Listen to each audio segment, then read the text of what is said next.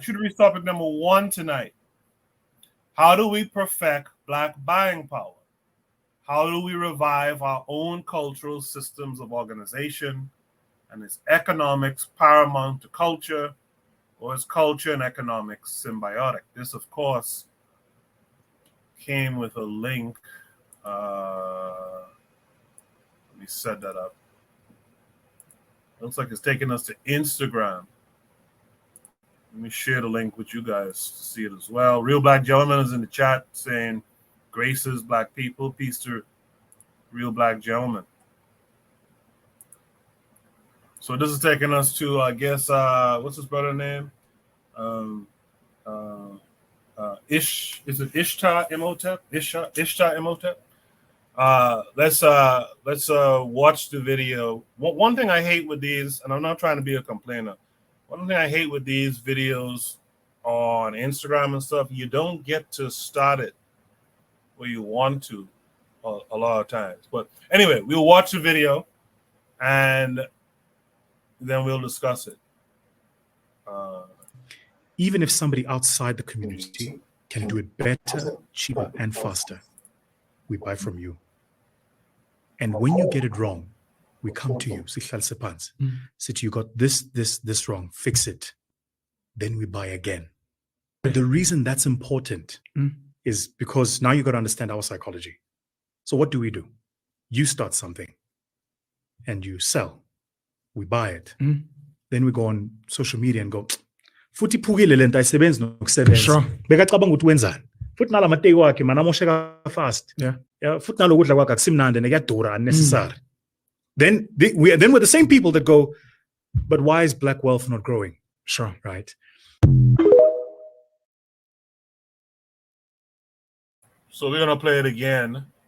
Trigger Happy 262 says you got to restart for context. Yeah, I get that. I actually saw this video before too, and the name is Asa Imhotep.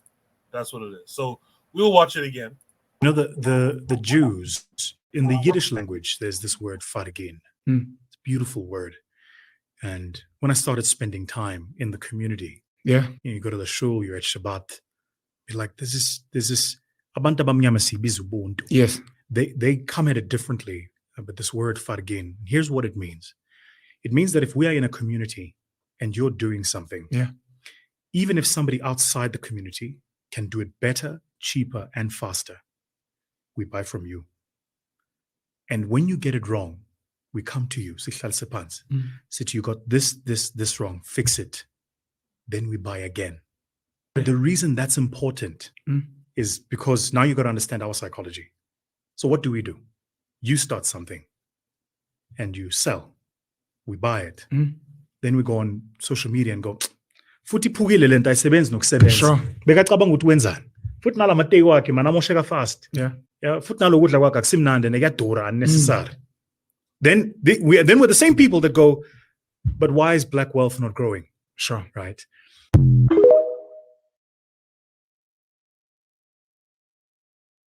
All right. That's I think I played it that second time. Everyone should have gotten it now. I think that's a very important conversation, the psychology that we have around buying, around spending, around supporting our own people and creating economies around it. Super important. Let me start with Oni. Let me start it strong. Oni, what say you to this? How do we perfect Black buying power, etc.? Oh, okay. I mean, I like the idea. I like the compliment too. I appreciate that. You never started me, so I was like, wait, what? How do we perfect Black buying power? I mean, like he said, the thing I like is this. Like I tell people, that is the Abrahamic religions are warship. They are war manuals. They're how to advance yourself in ecological, psychological, and sociological war. You know, you got to know who your people are. You got to give to your people. As far as perfect buying power, I mean, again, I think I think it's a misnomer. Now, this guy sounds like he's from Africa, so they have a good chance. But what we have to be honest with ourselves and come to terms with the fact that a lot of us come from an economic system that doesn't really foster wealth per se, and that a lot of people also want to return to that economical system. So, I just finished writing Mbongi, in fact, by Fuakia. Actually, I don't know how you say his name actually, but I just finished it, and it's kind of like, let's go back to the way we used to do things, right? The way we used to do things was not trying to get wealth. In fact, the guy in his book brags about how, we don't actually have great accumulation of wealth. We have a different way of basically there's no huge wealth inequality, right? If you want wealth inequality or just wealth in general comes from trading. It comes from producing things and then exchanging that produce. In fact, J.A. Rogers actually talks about it. I think I put it somewhere in my on my Twitter, but J.A. Rogers talks about the law of gain, which is very simple: buying where it's cheap and selling where it's dear. Buy high. No, sorry, buy low, sell high. It's just like how you look at crypto, how you look at stocks, how you look at anything in this world. Like I just finished watching that Gold Mafia thing, the first episode or whatever. And it's like you buy gold somewhere and you sell it somewhere else.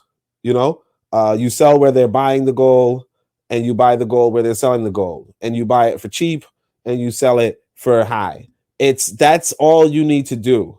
This whole idea, like one of the issues with us as a people is that we're looking for this general wealth scheme. General wealth scheme doesn't happen. It could only happen if your government is actually exchanging in these trades and then sharing that profit or whatever, right? But generally speaking, you don't have those kind of government officials. That's one.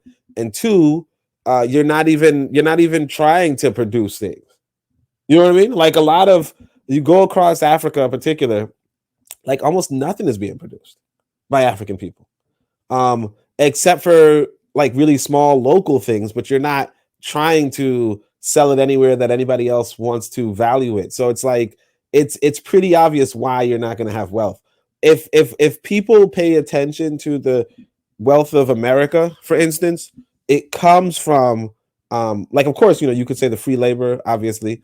Like that's a duh, but it also comes from selling cotton to Europe, right? Or later, the real wealth of America comes from getting rubber for cheap in Liberia, right? Firestone deal, and then producing these cars that everybody wants around the world. Everybody wants these cars, right? Because it's like it's a huge invention, right? And so if you're buying cars in Zimbabwe, right, what are you exchanging for that car? How are you being able to what are you giving for that car? What are you producing for that car? The Germans say, look, let's produce our own cars. The Italians say, let's produce our own cars. The Japanese say, let's produce our own cars, right? Right now, Nigeria is producing cars, sure, but who's buying it? The way of like this whole idea of, well, how can Black people get wealth? It's really straightforward. You have to produce things and sell them. And that's why I'll say this, and I'll just wrap it up. That's why once upon a time I used to be writing articles on my own website, right? And then somebody commented on my articles and said some nasty things about Black women. I go to their website. Their whole website is just degrading to Black women. But the thing that they have that I don't have is they're selling books. I'm writing a bunch of free articles, right? They are selling books. And I said to myself, that's really what we have to do as a people. Every one of us, especially us who call ourselves Black nationalists, every one of us should have a product. Should have a product that we're selling. And that's why when I talk about Black business, Black wealth, the one thing I'm going to have, even if I'm not selling too many books, right? At least I can say, hey, you know what? That's what I produce. I produce books. And that's what it comes to. If you're not producing anything, of course you're not going to be a wealthy people. And GDP, if you really break it down, it's gross domestic product. It's what your people produce. That's what it comes down to. It's a scale of how much your people produce. That's it. So wealth comes from production. This idea that, oh yeah, you can buy black. Yeah, you can buy black. That's not even the issue. The issue is, are you producing? And a lot of these people, they're not producing. So it's like, what are you going to do? Yeah, I hear that 100%. I will say something to what you just said in the end, towards the end there. You produce books, and you said something like everyone, black nationalists, everyone in this space should be producing something. I agree with that 100%. And I think the poster of the topic is trying to get at how do we cut through the minds of our people to get into that consciousness to say, you know what, like the guy in the video is saying, I don't care that someone else produces, something similar. And I don't care that yours might be a little bit, expensive. I'm going to my folks. So I think that's something that we really need to be doing. And in fact, I think in this consciousness space, like you said, we all should have a product or a service or something that we're producing. And I think what goes with that too is, and I'm gonna show something a little bit later about this. I think we're supposed to be advertising and spending money with our people to advertise. Brother Bakari does the Mind Our Black business. Folks should be reaching out to him who have a black business, who wants to reach black folks. You know what I mean? Folks should be reaching out to him. Hey, Bakari, hold this piece of paper, advertise my business for me during your show. I think we got to get into that mindset a little bit more too. This thing that we kind of just want to sit back and not advertise, not spend money to make money. I think that's a bad idea on our part. But only before I go on to Buana, one little quick question. Trigger Happy 262 asks this question. Is it that African modes of production can't produce wealth, or that African modes of production has a system of distributing wealth? What say you today? I mean, no. Wealth comes from trade. Wealth comes from trade. So there were many wealthy African nations. One of the most wealthy, obviously, is Egypt. But like there's this right now it's trending, I guess. But there's this thread about Europe in response to a thread about Africa. And some of what the person was saying against Africa, some white nationalist was talking crap about Africa, but he's talking crap about Mali and Shanghai. These were like tremendously rich empires. Great Zimbabwe, so on and so forth. I think we have to contrast between, like, one of the issues with us is that we're contrasting the village life and the empires, right? So the village life, the villagers do not really, like, the village life is not necessarily geared towards international trade, right? Or international industry. And so, like, the agriculturalists, the farmers, they're not necessarily going to get tremendous wealth per se. They're going to be able to feed themselves, and they might be able to exchange that excess outside. But as far as whether they would get extreme amounts of wealth from this, that's not necessarily like that might not necessarily happen, right? Because generally you wouldn't like it just wouldn't happen, right? Because I think partly because food is so abundant, it's not like you're going to, unless you have a huge amount of land, it's not like you're going to accumulate a bunch of wealth from selling food, right? That said, there were obviously empires that traded in gold, and we stop acting like African people didn't have metropoles. The assumption we pick up from empires had villages. LOL. Yeah, I don't know what Trigger Happy said, but just focus, bro. Focus. Yeah. So the thing with that is that So essentially, the agricultural space is not going to necessarily generate a bunch of wealth for a particular individual if the land is distributed equitably, right? Whereas, of course, you have next to the village is the town, right? Or the empire or something. Those will accumulate wealth. So, like, I think what happens is that we tend to look at the village life that a lot of our ancestors had, or a lot of our ancestors, fell back into, right, after the empires collapsed and so forth, right? We look at those and say that's all our ancestors have done, and look at those models and say that's what we need to get back to. And no, those are not necessarily models for like the kind of things that we enjoy today, right? It's not necessarily a model for individual wealth or for inventiveness or whatever, right? That said, we could like, again, all you have to do in order to get wealth is just sell. You just have to sell. That's it. You just have to. I mean, I think the concept, the way how it goes is that you just, like, in order to get money, all you have to do is buy money. That's it.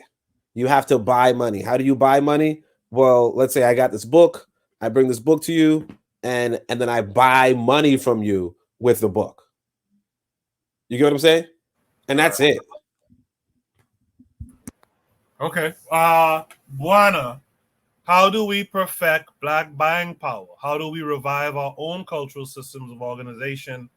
And how do you feel about economics? Is economics paramount to culture, or culture and economics symbiotic? What say you? Well, I'll try to answer this question how I can. In terms of perfecting the Black buying power, I think that to try to attempt to do that, you have to perfect the Black selling power. I think that the Black buying power outside of our communities has been perfected in many various different ways. We buy Jordans to the hilt. Some other community, outside community, has been able to garner billions of dollars off of the sale of their goods in our community. They sell all manner of different products, you know, from the outside coming in and selling, and we buy these products to the highest dollar, outside our community. So that look at hip hop. Hip hop is an industry that's fundamentally was created by Black folks, but the people who own and control it are not us. But they sell that product back to us, and we pay into that industry into the billions of dollars now at this point. I think that there are some industries in terms of our Black buying power where we pay into more so than anyone else. I think that with the whole service of barbering is a service that's heavily patronized, within our community. We don't necessarily go to a Chinese barber and patronize him. I think that we are still at the service level in terms of Black buying power.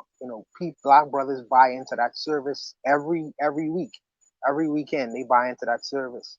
But in terms of the production of the clippers, to the scissors, to the thing that they put around you so the hair won't get on you, to the chairs, everything within that barbershop, since we have such a monopoly on it, I think that we should also have a monopoly on the products in terms of hair care, and I think that there was a large school in terms of the service of barbering and things like that. I can't remember the name of it right now, it escapes me.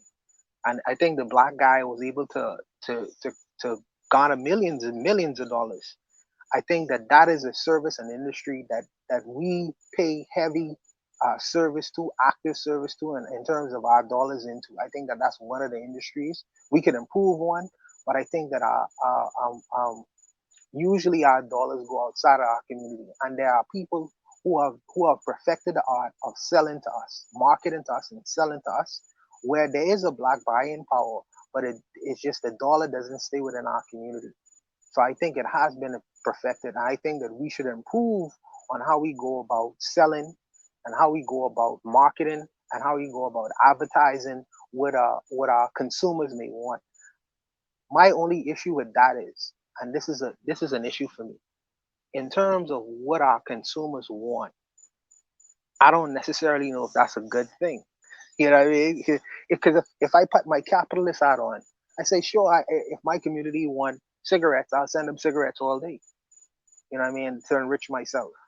If my community want to buy Kalik or Heineken or beer, sure. You know what I mean? They'll invest into my business and make me a rich man, and I'll keep my black dollar within my community. But is that the type of items that I want to sell to my community? I don't know.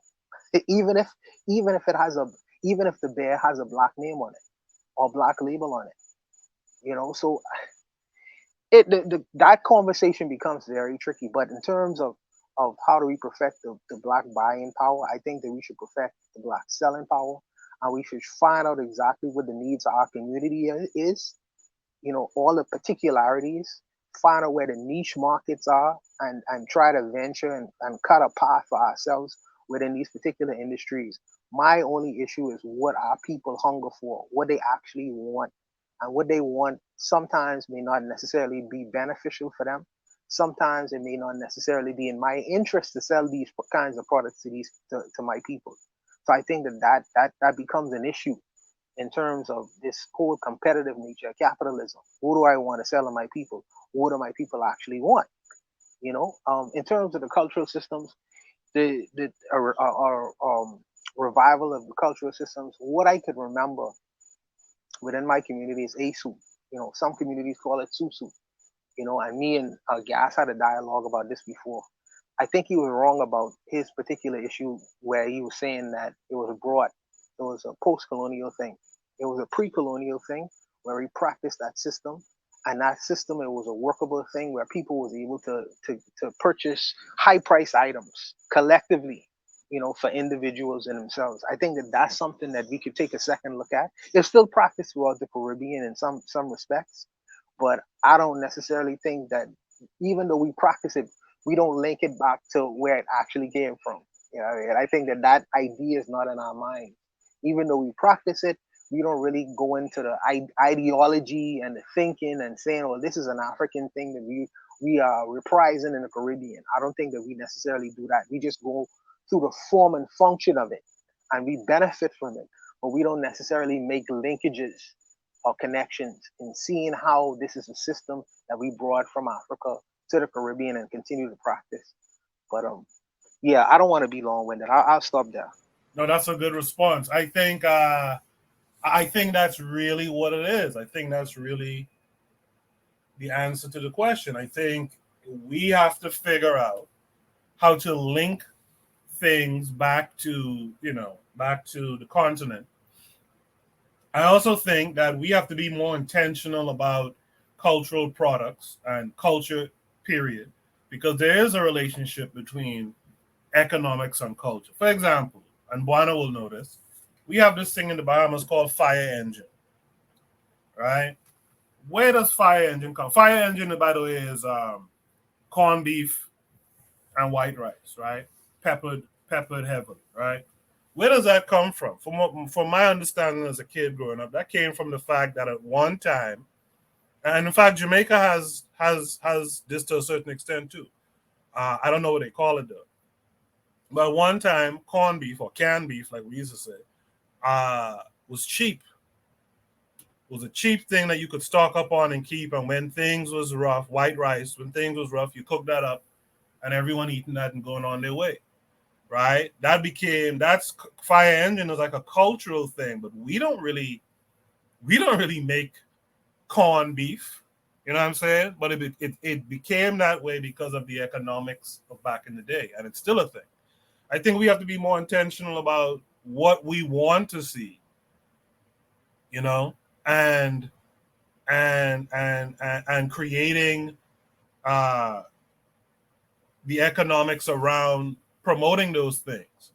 So if we want to see more Africanisms, we have to create a culture and an economy, I would believe, that promotes more of that stuff. And we're going to talk about this in a second too. We have to really push an education that pushes this kind of thing too.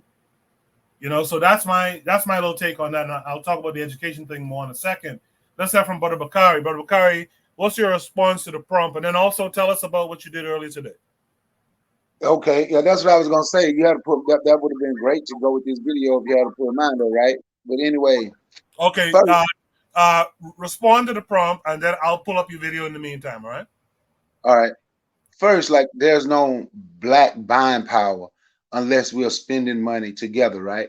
So perfecting black buying power is, and I understand this is what the man was saying in the thing, in on the Instagram, but perfecting black buying power is nothing unless we are trying to build something together. And the reason I said my video that I put up today was something great, right? Is that pertain to this. As a brother, they have land, they have bought a building. And what they're doing is getting food trucks. They're gonna have food trucks and bartenders and DJs 7 days a week. Everything is black owned.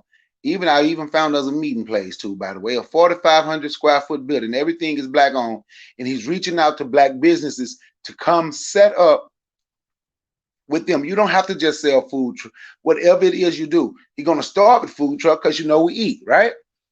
But whatever it is you do, that whatever you can come and you can offer, and it's all black owned, and he's searching for all black businesses, and he's in a black area, and hopefully we can get the black support. And would that be perfecting it? No, but that would be working toward black buying power, because you see black people out here working. Yes, there will mostly be restaurants, but then you will see the bartender, then you will see the DJ, then you will see like the bouncy house because he want that for kids, and you will see other businesses and other things coming right there in that location owned by black. Then black businesses there and black people's out there supporting them. Now, do we want more than black people to come and support them?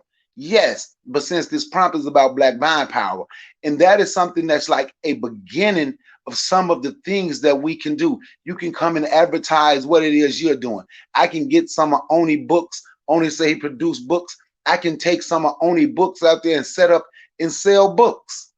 You understand? So that's one of the ways that we can start working toward perfecting our buying power, is starting to look at one another as having something good, having something good. Like this was my first, now as much as I've been on barbecue, fish fry, all that from the country, I've never seen a Volkswagen, the Fahrvergnügen turned into a barbecue grill.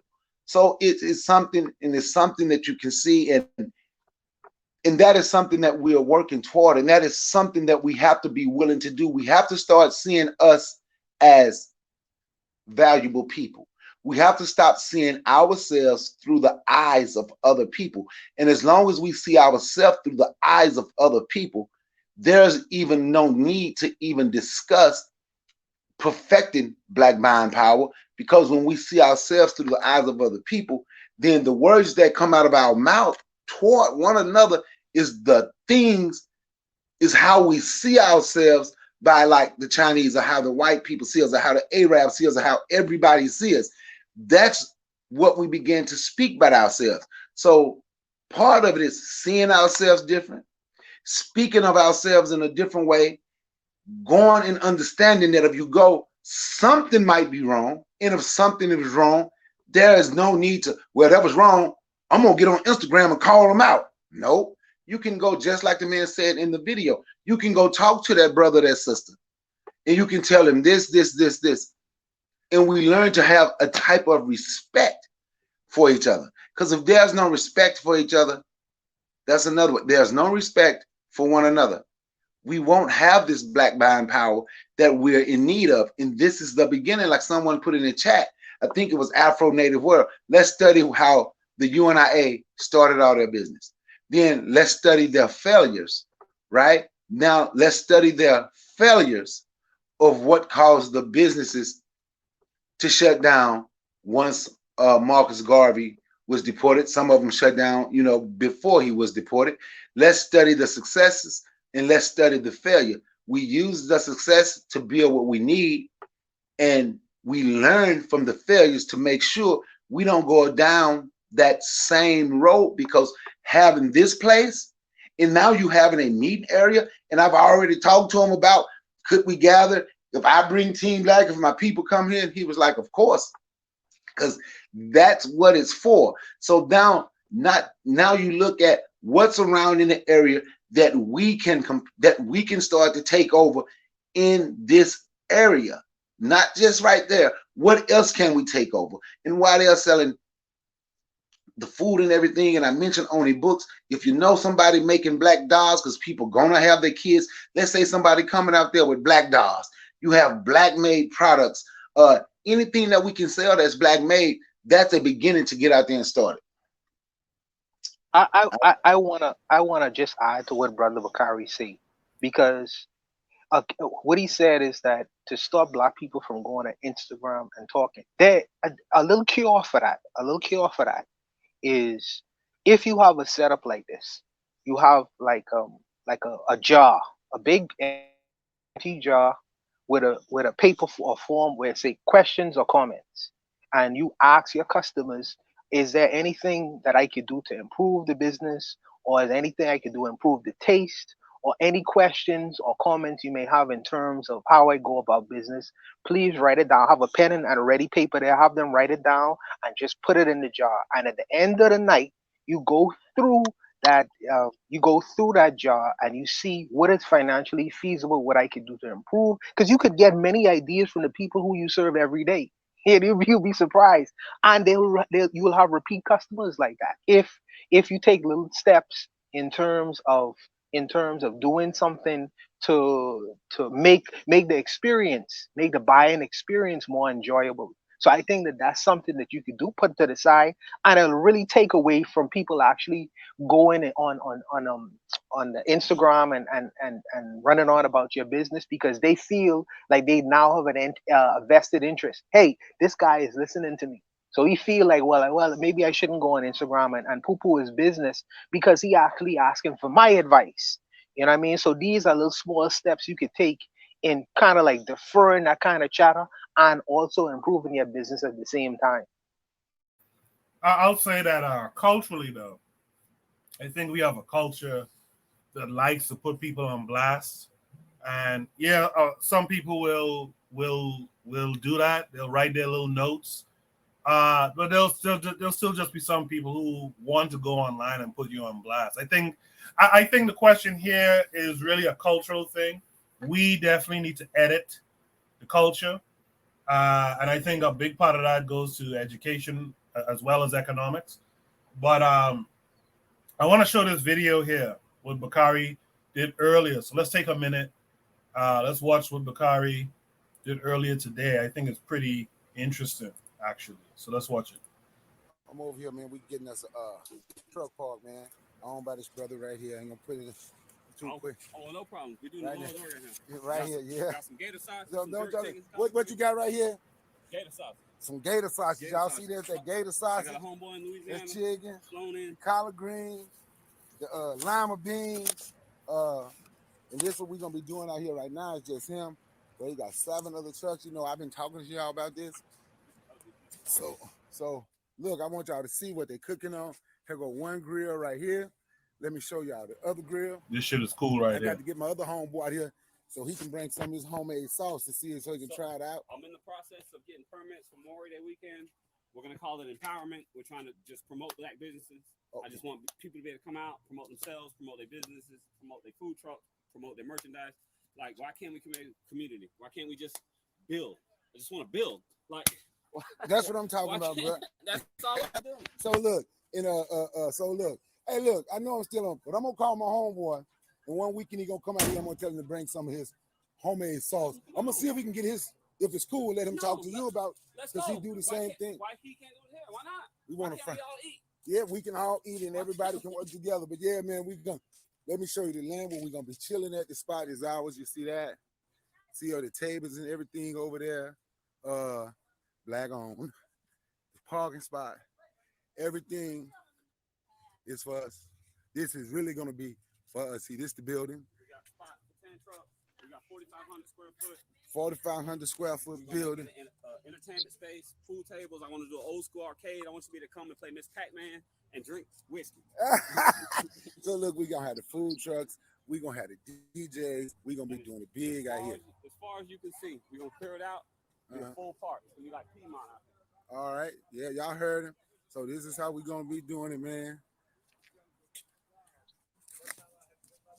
Let me know when you're getting ready to clear it out, man. I got somebody to come clear it out. Let me know when you're ready. Because I got so much money tied up. No, I'm just saying, let me know when you're ready, though. Yeah, I just got so much money tied up. I'm trying to do it instead. Right now, I trust you. You're gonna be here. Yeah. Let me know when you're ready to get it cleared. Tomorrow. I'm gonna talk to some of my people, see if they can come with their trailer, and we need to meet. Y'all can and when they come. Yeah. It's a journey. We do it together. Yeah, we're gonna do it together. So all this right here, and this once again, this is the brother right here. He had this vision, and now it's getting started. Got a couple kinks we got to work out with some people trying to stop it. Some people trying to stop it. But we ain't gonna let them stop it, man. Peace, one love. Well done stuff there. Well done. Thank you. Now, can I say something right quick? Yeah, go ahead. Take a guess who's calling code enforcement. Take a guess. Take a guess who did what? Who's called code enforcement on him? The people we say trying to stop it. Take a guess. It's a black woman. Oh, it's our people, yeah. Look, this is my thing, right? And she's real cool. I've highlighted her on my thing. I'm gonna go talk to her. This is something she talked about a long time ago. Now, this man don't know her. She thinks he stole her idea because they only gave her 1 day a week, right? And he been approved for 7 days a week. But the difference is, if y'all remember the video that I did showing the work that the mayor in this little small city I live in, that the black mayor had done to help black businesses, right? The difference is the black mayor gave him 7 days a week. The white mayor gave her 1 day a week. She thinks, so I'm going to go talk to her because I know her, and I'm going to get her to bring her bartending truck up there. And I know when I talk to her, I know she'll listen. He don't even know her. And she's get upset sometimes. She got a lot of things going on. Her husband just passed away like a year ago. So sometimes she might take her anger out on somebody else. You see what I'm saying? But since I know her, I'm going to go talk to her. But something like that would be a great way to start. And he say he's setting up his website. So I'm going to promote his website for him. Once he get everything set up, I'm going to promote all the businesses. I'm going to have businesses promoted up. He's giving the prices where if you want to be there 7 days a week, he's giving the price for a month. And he said, if you just want to call and let him know you want to be there 1 day. If you want to just do it 1 day, it's $75 for 1 day. And once it get promoted, and this is something we're looking for, a nice park, somewhere you can go chill. It's about to be summertime. You understand what I'm saying? 1 day, you spend $75, you'll be able to make, if you're good at whatever it is you do, you will be able to make, you'll be able to make some money. But that's a way we can start trying to protect this, perfect this black buying power. Then when every business is black and everything is owned black and everybody working is black, then you will have buying power because it's staying with us, and we are the ones working, we are the ones with the job. And once we get everything set up, I'm not going to mention how much money how much money was put into it, but he put a lot of money into it.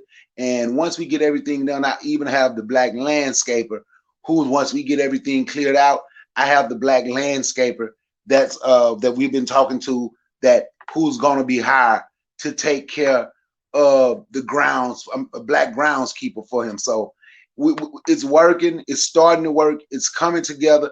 We just got a few kinks that we need to iron out. And I have a few other trucks, and like I said, and a few other businesses I know who would love to be up there. And like I said, just imagine everybody eating. Now you got an opportunity to talk black unity, black organization. and you can give them one of only books. Or the children is up there, and we can give away, and we can give children books. Because I still don't sell books. And we can give the children books, and you can talk to the parents, and you can deal with, and we are out. Once again, like I say, I'm on my Jehovah Witness shit. I'm out at 5 o'clock in the morning. So, but that's how we got to be if we want to get this thing, right. And on that, before you go ahead. No, I was gonna tell you to, when you speak to him again, let him know that the food is very well presented, but a good marketing strategy that he could take up is using takeaway bags with his telephone, with his name, the name of the business, and his telephone number on it. Because when the customers they buy his food and they take it away, they go back to their respective businesses. People gonna smell that food. People gonna ask for a taste of that food. They can say, "What's the name of that place?" You know, that's the first thing they can say. So if his name is on the if his name of the business on the takeaway bag and his telephone number, it's a good marketing strategy to pull in others. That word of mouth thing, it'll pull in a whole lot of other people. So try to get him to invest in some plastic takeaway bags with his name on it and his telephone number on it. You know what? Excuse me. I would most definitely do that. But the reason he didn't have bags today, because they were literally basically just giving it away, because they didn't call code enforcement on him. He's not even legally allowed to sell food right now on his own property. So he was just taking donations for the food, for real. Because they didn't call, code enforcement was called 3 times last week.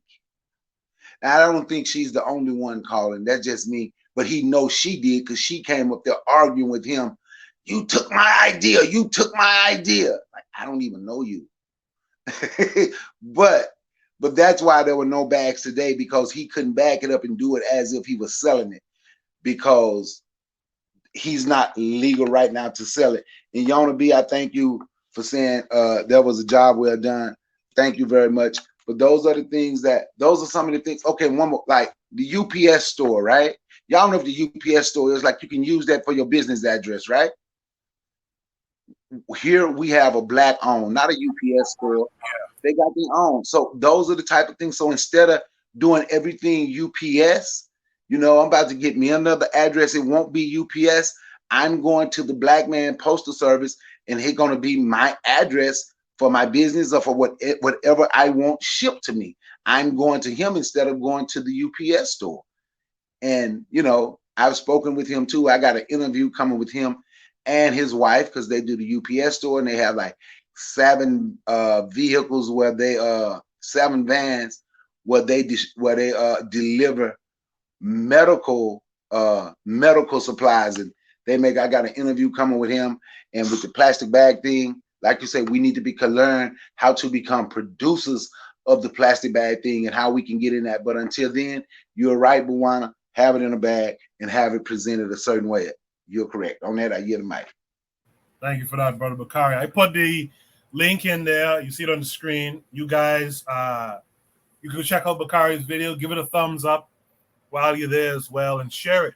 Share it with others. I have this image on the screen because I believe a lot of our problems, if we really want to tackle them, we got to do it through education, African-centered education. I think just like we have a topic later tonight, I think it's the last topic tonight, where we see these white folks put these little subliminals and kid shows and all kind of stuff. I think we need to be doing the same in our messaging. So I think it all really goes back to the kids and education. I want to highlight this particular African-centered homeschool education. That's the website, Homeschool University, HUENIVERSITY, right? Homeschooluniversity.com. Make sure you guys check it out. In fact, click the link right now, open it up in another tab, and just go through the page. I want to highlight a couple of things from here. The first, African-centered, all-inclusive membership with a built-in homeschool support system powered by Liberated Minds, the largest Black homeschool organization in the world. So I learned about that through this. Black resources, classes, curriculum, community, and so much more. the sister, beautiful sister right here. I hope I can get in contact with her. I tried to reach out to her before. Hopefully it'll happen in the near future. She's an African-centered educator. I think the name is Queen Taze. I'm not certain, and I'm sorry if I messed it up. But this is the sister behind the Queen of Black Homeschooling, founder of the Liberated Minds Institute, right? I wanted to show you guys their offerings. Video library, live and archive adult courses in all subjects, 600 audiobooks and ebooks, world school travel and retreats, high school courses in all subjects, elementary courses in all subjects. I mean, it's a real comprehensive offering. I like this right here, African Combat Science, virtual study abroad programs, family nights. I mean, this is impressive to me. So I'd like to reach out to the sister and have an interview where I talk about her methodologies, her goals, the fundamental mindset behind what she's doing. So you guys click that link, right? Homeschool Hugh University, nice play on words, from Liberated Minds. Make sure support. I don't know if they're also accepting donations, but reach out to them and find out if they are. I think this is the kind of stuff that we really need to support. And if you have small children or nieces and nephews around you, who might not be your children, get them connected as well. Oni, you mentioned something earlier. I just wanted to touch back on that for a second, because Afro Native World, he does a book club, if I'm not mistaken, over on a bbtoomey.com, and they did that book. Damn it, I just lost the name of the book in my head just now. Mbongi? Yes. What's your quick review of that piece of literature? I mean, like I said, it's pretty interesting, but it does. All right, so I think Trigger Happy's in the chat being trigger happy. You know what I'm saying? On the gun, you know what I'm saying? But just shooting everybody. But like I'm like, why did I get shot? You know what I'm saying? But yeah, I mean, obviously, all everything is good to read, but I think I actually did want to go over that particular chapter. I think it's chapter. I was thinking I was gonna read it, but I was like, there's no need to read it, because nobody's gonna care about it. But I guess maybe I should have read it. But it looks like it might be chapter 4. I'm pulling up the book right now, or let me see. Hold on a second. Chapter 5, the Kinsisi system, right? And he's talking about the different wealth models available in Africa. Particularly, it looks like it's chapter 6.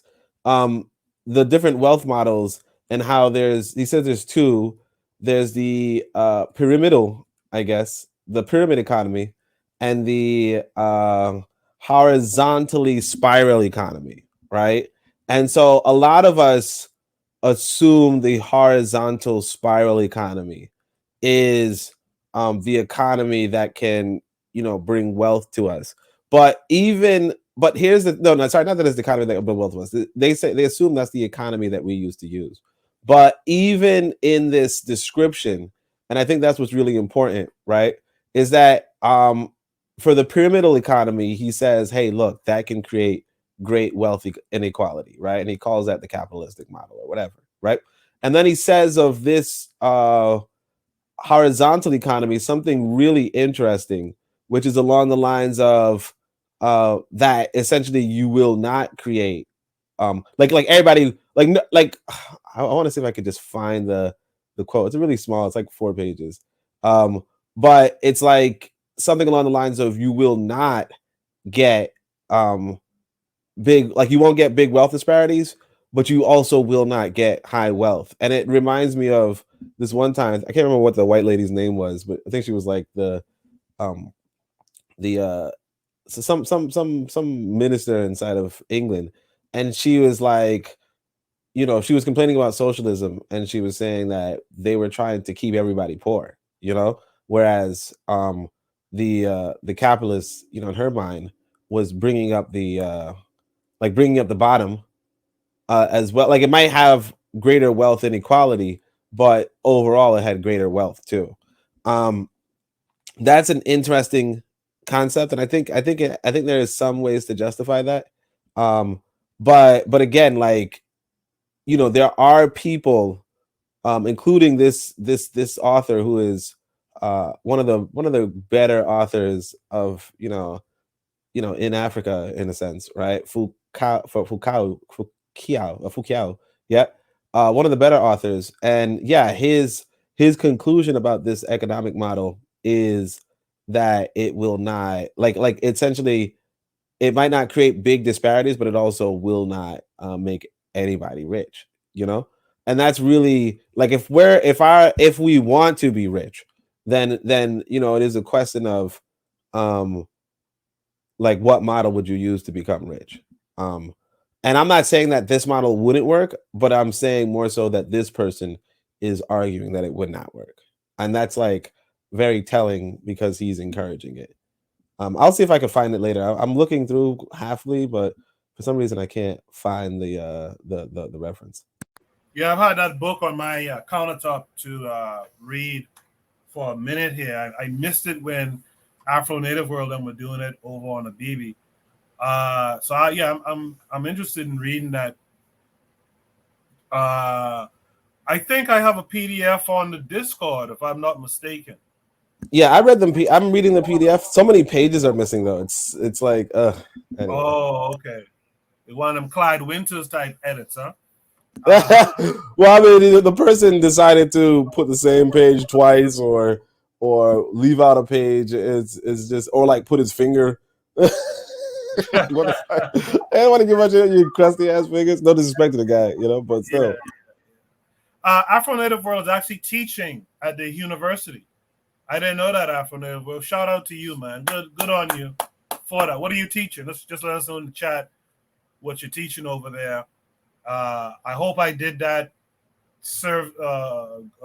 good service by introducing the homeschool university. So I hope that went over well. I hope you guys who are listening now and in the playback, hope you guys will go to the website, check it out, and if you have kids around you, I hope you'll sign them up. With that said, let's go to Shoot the Breeze topic number 2 tonight. Good first discussion. I like